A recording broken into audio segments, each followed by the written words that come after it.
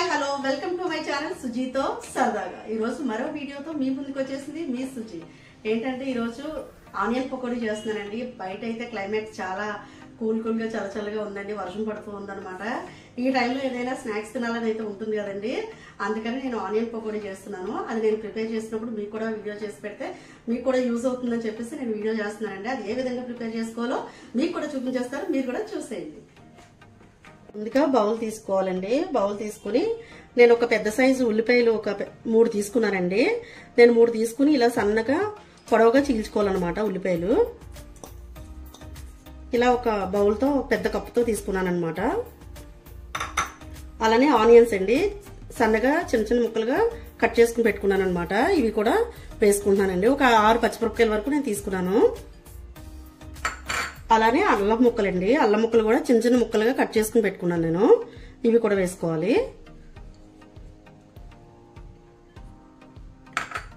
ఇప్పుడు అలాగే కరివేపాకండి, ఇవి కూడా ఒక 5-6 రబ్బల వరకు నేను తీసుకున్నానండి. ఇవి కూడా వేసుకోవాలి.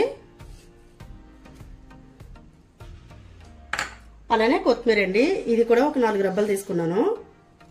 ఇది కూడా వేసుకోవాలి.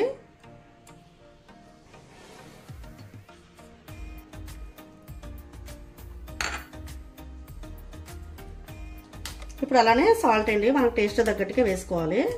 నేను ఒక 1 టేబుల్ స్పూన్ వరకు వేస్తున్నానండి.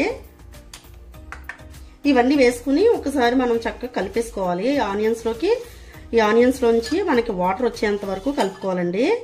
ఎందుకంటే మనకు బాగా ఊరాలండి వాటర్ అనేది. ఈ ఆనియన్స్ లోని గట్టిగా పిసుకోవాలన్నమాట. ఇలాగా ఆనియన్స్ ని చూసారు కదా, ఈ విధంగా చక్కగా మనం గట్టి కలపాలి. ఇలా కలపడం వల్ల చూసారా వాటర్లో ఎలా వస్తుందో, ఆనియన్స్ లోంచి వాటర్ వస్తుంది చూసారా. ఈ విధంగా మనం కలపాలండి. ఇలా కలుపుకుని తర్వాత శనగపిండి వేసుకుని కలుపుకుంటే మనకు పకోడీ అనేది చక్కగా క్రిస్పీగా వస్తూ ఉంటాయండి. టేస్ట్ కరకరలాడుతూ బాగుంటుంది అనమాట. చూసారు కదండి, ఈ విధంగా కలుపుకోవాలి. సాల్ట్ వేసుకుని కలుపుకుంటే ఇలా వాటర్ అనేది ఊరుతుందండి. ఇందులో కొద్దిగా నేను ధనియాల పౌడర్ వేస్తున్నానండి. 1 టేబుల్ స్పూన్ వరకు వేస్తున్నాను. చూసారు కదా, ఒక 1 టేబుల్ స్పూన్ వేస్తున్నానండి.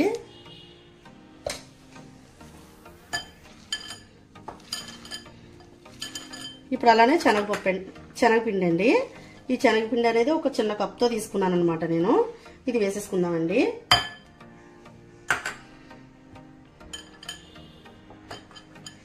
చూసారు కదా, మనకి వాటర్ అనేది చక్కగా ఊరింది కాబట్టి మనం కలుపుకోవడంలోనే మనకి వాటర్ పడకుండా, ఒకవేళ వాటర్ పడుతుంది అనుకుంటే కొంచెం వాటర్ని స్ప్రింకిల్ చేసుకుని వేసుకోవాలండి. నేనైతే ఆయిల్ వేసుకుంటున్నాను. ఒక 1 టేబుల్ స్పూన్ వరకు వేసుకుంటున్నానండి ఆయిల్.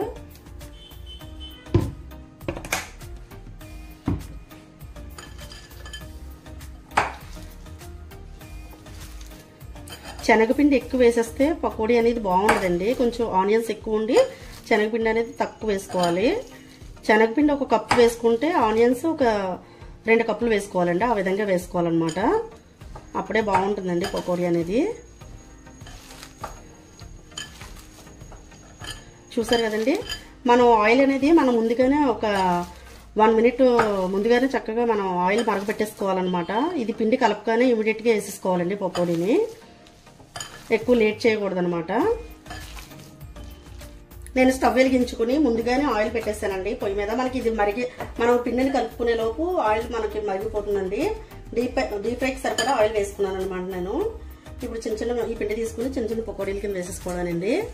చూసారు కదండి, మనకు పకోడీ అయితే ఫ్రై అయిపోయింది అనమాట. దీన్ని తీసేసుకుందామండి. ఈ పకోడీ తీసేసుకుని చక్కగా ఇంకొక వాయి వేసుకుందాం. మనకు కొంచెం పెద్ద సైజులో వేసుకుంటే పకోడీ ఈ విధంగా వస్తుందండి. స్ప్రింకిల్ చేసుకుని వేసుకుంటే చిన్నగా వస్తాయి అనమాట. అవి కరకరలాడుతూ ఉంటాయి అనమాట. ఇప్పుడు చిన్నగా స్ప్రింకిల్ చేసుకుని వేసుకుందామండి.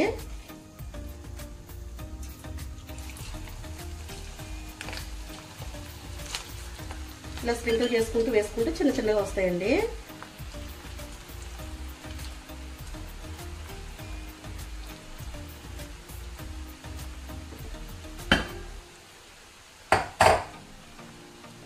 చూసారు కదా, ఈ విధంగా వేసుకుంటే చిన్నగా వస్తాయి అన్నమాట.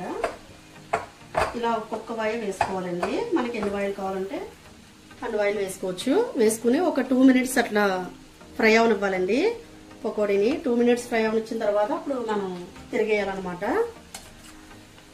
వెంటనే కలిపేసుకోకూడదండి. చూసారు కదండి, స్ప్రింకిల్ చేసుకుని వేసుకుంటే ఇలా చిన్న చిన్నగా వస్తాయి అనమాట. ఇది చాలా బాగుంటుందండి, గుండెలాగా ఉంటుంది అనమాట. ఇది తింటుంటే కరకరలాడుతూ ఉంటుంది అనమాట. ఈ విధంగా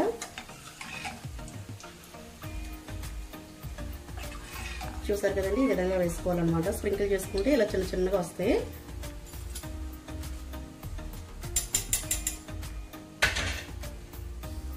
ఈ పకోడీ మరింత టేస్ట్ రావడం కోసం నేను కాజు అండి, ఇందులో కొంచెం కాజు వేస్తున్నాను. కాజు కొంచెం కరివేపాకు కూడా మనం కొద్దిగా ఫ్రై చేసుకున్నామండి ఇందులో, ఈ ఆయిల్లో. టేస్ట్ ఇంకొంచెం పెరుగుతుంది అనమాట.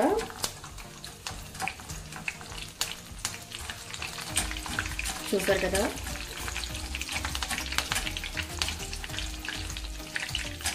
మనం ఈ విధంగా ఫ్రై చేసుకుంటే సరిపోతుందండి. ఈ కాజు వేసుకోవడం వల్ల పకోడీ టేస్ట్ అనేది ఇంకొంచెం యాడ్ అవుతుంది అనమాట. మనకి మధ్య మధ్యలో కాజు కరివేపాకు తగులుతుంటే చాలా బాగుంటుందండి. మీరు కూడా ఒక్కసారి ఇలా ట్రై చేయండి.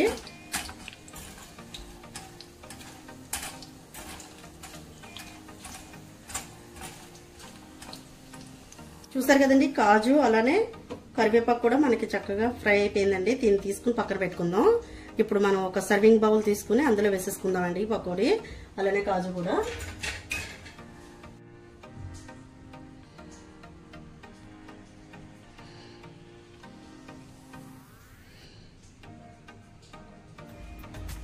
చూసారు కదండి, క్లైమేట్ చల్లగా ఉన్నప్పుడు, వర్షం పడుతున్నప్పుడు ఇలా వేడివేడిగా పకోడీలు వేసుకుని తింటే చాలా చాలా బాగా అనిపిస్తుందండి. నేను ఇప్పుడు పకోడీలు ఏ విధంగా ఉన్నాయో ఒకసారి టేస్ట్ ఎలా ఉందో నేను టేస్ట్ చేసి చెప్తానండి.